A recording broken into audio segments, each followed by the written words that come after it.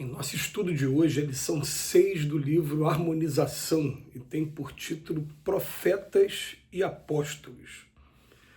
Por isso diz também a sabedoria de Deus: profetas e apóstolos lhes mandarei, e eles matarão uns e perseguirão outros. Palavras de Jesus no Evangelho de Lucas, capítulo 11, versículo 49.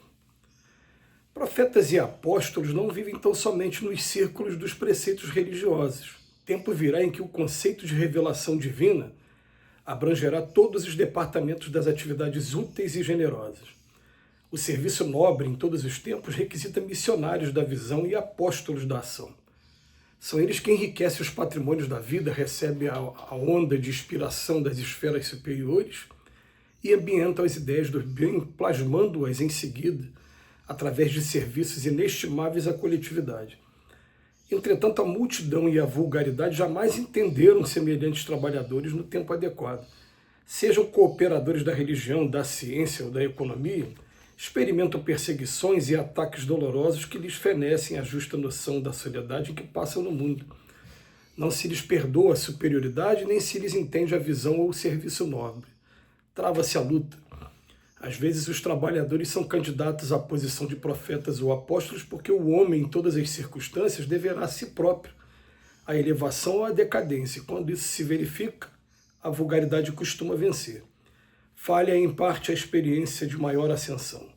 Todavia, quando o profeta ou apóstolo já se identificou a exata união com Deus, torna-se elemento de trabalho e de providência divina. Constitui-se em seu enviado na terra e, atropelado, esmagado, perseguido, o trabalhador fornece testemunho em si mesmo e atinge seus fins cedo ou tarde, atendendo com valor aos desígnios de Deus. Hoje o Emmanuel está nos convidando a ampliar o nosso conceito, ressignificar o conceito de profetas e apóstolos e deixando a informação de que eles também serão perseguidos e mortos, como aconteceram com os profetas do Velho Testamento e até mesmo com vários personagens do cristianismo. Então, vamos entender uma coisa. Me lembrei, enquanto estava fazendo a leitura do texto, de uma vez o espírito, Dr. Hermann, ele informar que a última encarnação dele foi durante a Primeira Guerra Mundial na Alemanha e que ele havia reencarnado lá junto com um grupo de médicos e de cientistas, já trazendo a ideia do projeto Genoma, do estudo do DNA, e que mais tarde os próprios alemães pegaram esse projeto para fazer experiências de mutação genética.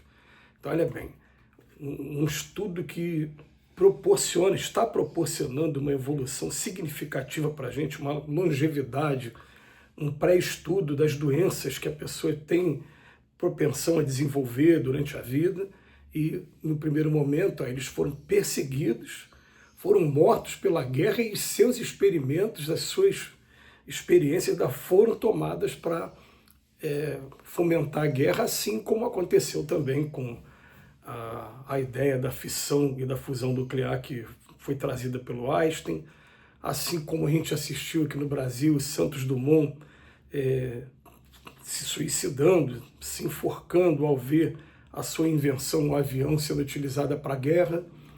Enfim, então a gente vai perceber o seguinte: o Emmanuel está nos convidando a gente pensar como estudantes da doutrina espírita. Quando a gente pega a escala espírita, lá na pergunta 100 do Livro dos Espíritos, que vai falar para a gente sobre uma hierarquia que existe no plano espiritual, a gente vai ver que os espíritos eles classificaram em 3 tipos de hierarquia. A dos espíritos que já chegaram à perfeição, a daqueles que estão no meio do caminho e aqueles que são espíritos inferiores. Aí Allan Kardec, didaticamente, ele pegou os espíritos inferiores e dividiu em 5. Aí ele coloca lá espíritos que ainda praticam mal na 10ª categoria, zombenteiros, brincalhões, levianos na 9ª. Aí ele coloca lá os neutros, os que não fazem nem o bem nem o mal, os que são pseudo-sábios e os que são batedores. Tudo bem. Aí quando chega nos espíritos que já estão no meio do caminho, né, os bons, a 5ª classe, ele coloca espíritos que não têm muita inteligência, mas têm bondade dentro deles, né, que sobressai, tudo bem. Quando chega na quarta, ele fala assim, ó, espíritos que são muito inteligentes e que, mesmo não tendo preocupação nenhuma com religiosidade, eles estão dedicados a uma determinada causa. Opa, essa quarta classe aí interessa para o nosso estudo de hoje. Porque o que acontece? Tempo virá em que o conceito de revelação divina abrangerá todos os departamentos das atividades úteis e generosas. Então, Emmanuel está nos convidando a chamar de profeta aquele que está hoje envolvido com o desenvolvimento tecnológico nosso, aquele que está desenvolvendo os satélites, aquele que está proporcionando a internet para melhorar a nossa qualidade de vida, aqueles que estão pesquisando curas de doenças de maneira incansável, dia e noite dentro do laboratório, experimentando, aqueles que estão desenvolvendo novos projetos de engenharia civil, aqueles que estão fazendo revisão da nossa legislação, mesmo a gente sendo lento, mas estão promovendo uma mudança no papel para que ela comece a ser cobrada como mudança de comportamento daqui para frente. Então, ele vem falar para a gente aqui de maneira bem direta mesmo, que esses missionários, eles vão estar, inclusive, que ele fala, tem um momento aqui que ele fala, né, no campo da economia, no campo, sejam cooperadores da religião, da ciência ou da economia, vão experimentar perseguições e ataques dolorosos. Ataques dolorosos para a pessoa que está pesquisando a cura de uma determinada doença. Ah não, mas calma que a gente tem que ganhar dinheiro agora, o nosso laboratório tem que ganhar, então a gente não pode divulgar essa cura de uma vez. Em vez de proporcionar alívio, a ambição do homem vai frear esse profeta, entre aspas, já que a gente está fazendo uma releitura do conceito de profeta, e eles podem ser perseguidos, podem receber ataques dolorosos. A gente está querendo promover legislação, mudança na legislação, como tem acontecido agora recentemente na história do meu estado aqui. Mais de 4.000 pessoas exoneradas porque estavam ocupando cargo público sem trabalhar. As pessoas simplesmente não têm matrícula, não sabem o número de matrícula e tem um determinado sistema que ele usa, ele não tem nem senha nem login para poder acessar, não sabe qual é a senha e o login. Quer dizer, esse livro de ponto, nada. Comprovadamente, mais de 4.000 pessoas. E é claro, essas 4.000 pessoas que foram exoneradas estão muito aborrecidas e estão procurando fazer de tudo para poder contra-atacar, para poder mudar esse cenário, para voltar ao estado anterior. Então, esses que são missionários, eu chamaria de missionários. Aí o Emmanuel está nos propondo também chamá-los de profetas e de apóstolos. Eles vão encontrar perseguições e ataques dolorosos e até, como diz Jesus no Evangelho de Lucas, fala para ele, matarão uns e perseguirão outros, assim como fez com os profetas, porque por conta ainda desse lado humano nosso, muito preso às zonas inferiores da evolução. Aí ele coloca aqui para trava-se a luta.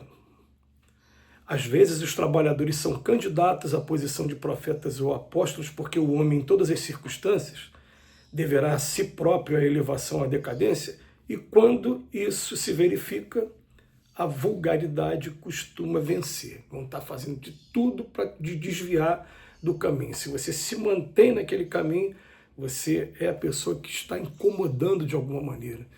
É simples, né? A gente não reclama tanto da política do nosso país. Se a gente tentar agora, de alguma maneira, concorrer a cargos eletivos, a gente vai incomodar aqueles que estão de sanguessuga mesmo ainda, né? Ainda desprezando a lei de causa e efeito, desprezando todos os princípios do Evangelho. A gente vai enfrentar e pode ser vítima deles, como a gente encontra até os dias de hoje. Muitas vítimas, principalmente nessa época que antecede as eleições aqui no país. Quer dizer, são profetas que continuam sendo perseguidos. Só vamos fazer uma observação para encerrar o estudo de hoje. Quando a gente começa a acender a luz dentro da gente, a gente também, luz atrai mariposa, a gente também vai atrair as sombras tentando fazer a gente desistir e voltar para a zona comum. E aí fica a critério de cada um. se a gente está determinado mesmo a seguir Jesus ou não. Que Jesus nos abençoe hoje e sempre.